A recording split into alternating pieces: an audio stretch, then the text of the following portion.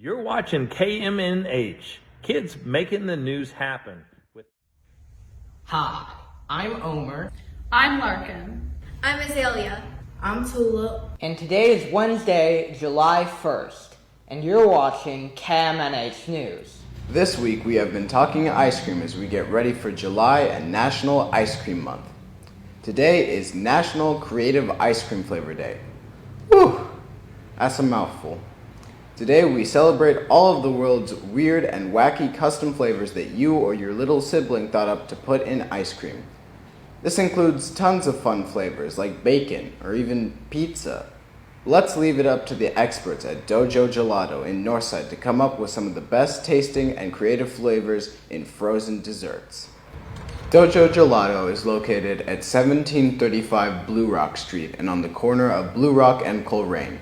You can't miss their outdoor patio in bright colors, and you don't want to miss tasting their gelato. I had a chance to meet and interview Doug Faulkner, who is the production manager for Dojo Gelato, which I gotta say, this sounds like any kid's dream job. Just to think to be surrounded by gelato every day. Thanks, Doug, for being on KMNH. Can you tell us about your famous Dojo Gelato flavor board? My favorite flavor is the gooey butter cake. It's a cream cheese-based gelato with bits of gooey butter cake throughout. It's gooey and also yummy.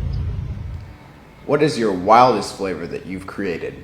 We have several, actually right now, the Shiva's headband, which is a turmeric-based gelato with bits of chocolate-covered candied ginger pieces. And it's also got a little bit of cinnamon in it. Then there's the Bad to the Cone, which is a dark chocolate and beer gelato. It also has cayenne and chocolate-covered cone pieces. It's nice, not too spicy, but really good. What's the difference between ice cream and gelato? Well, in America, in order to call it ice cream, it has to have a certain amount of butterfat content. Otherwise, it's a frozen milk product, I believe. I think it's the term. So we call it gelato because it has less than 10% butterfat. But in Italy, any amount of butterfat in any of it is called gelato because it's just gelato is the Italian word for ice cream. How do you come up with different flavor combinations? The flavors combination to come up with, it's usually a group effort. Like people suggest things, and I also revisit old standards that we've done. And thanks for answering my flavor questions, and we are going to be back in July with more Dojo Gelato and an in-depth story as we celebrate National Ice Cream Month.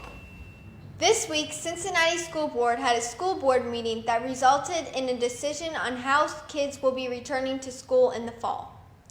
According to the CPS website, CPS will be doing something called blended learning. The idea is that students will be divided into two groups in order to maintain CDC's recommended 6 feet of social distancing. According to CPS website, each group will receive a minimum of 2 days per week in class, either Monday and Tuesday or Thursday and Friday, and they will alternate in-person classes on Wednesdays. On the days that students are not in classroom, they will utilize remote learning.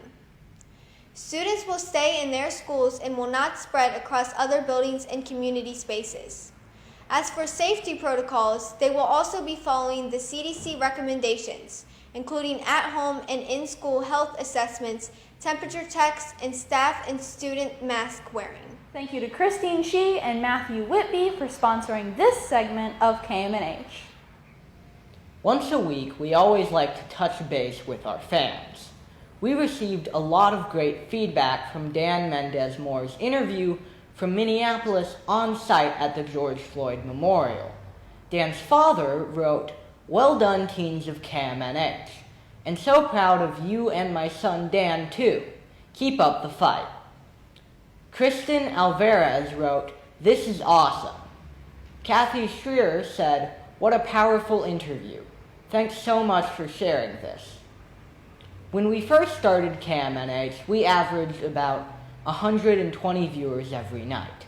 And now, because of you, we average anywhere from 600 to 800 people tuning into our broadcasts every day.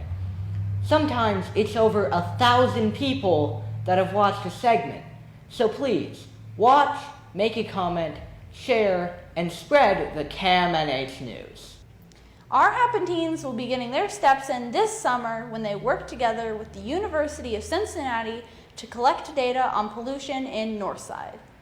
We were given 3 air pollution data collection boxes that we will carry around the streets of Northside to measure the air pollution and where there are few or many particles. We hope to use this information to make a difference, and we are very grateful to be given this opportunity and these boxes to collect data on Northside and its pollution. We have started another club within Happens Teen Hall called Teens Talking Trash, where we will discuss environmental issues, including the air pollution data we have collected, and will report to the Northside Business Association as well as the Northside Community Council in October.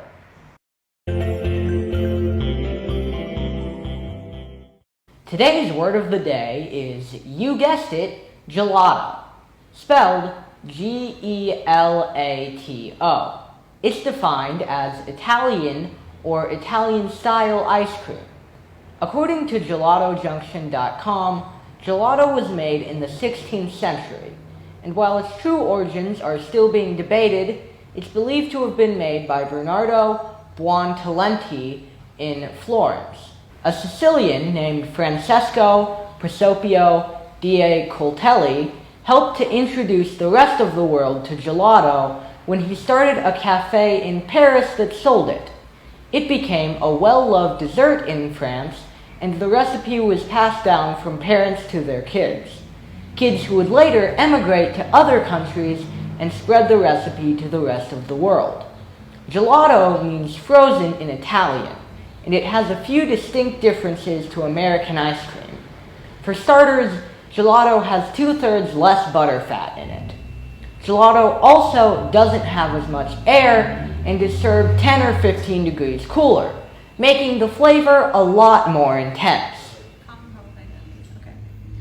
The official definition of a mascot is any person, animal, or object thought to bring luck or represent a group with a common public identity, like a school, a team, or a brand.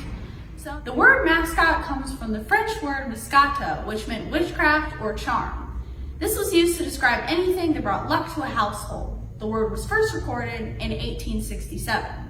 You probably think of a mascot as representing a school or a sports team, but products use mascots too, like Chester Cheetah, Keebler Elf, Tony the Tiger, the Kool-Aid Man, and many, many more.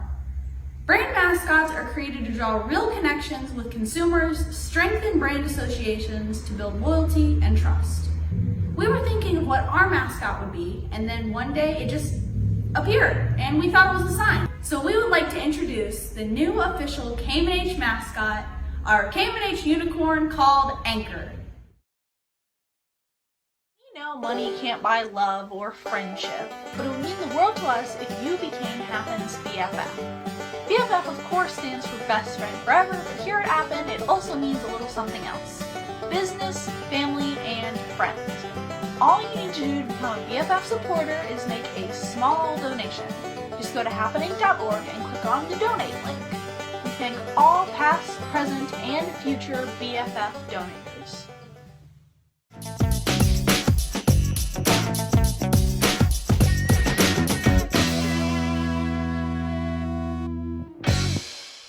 We are starting out the month just right. Today is going to be a great day. Today is a high of 88 and a low of 66. Tonight is going to be great sleeping weather. I'm TULIP, and this has been your KMNH weather report.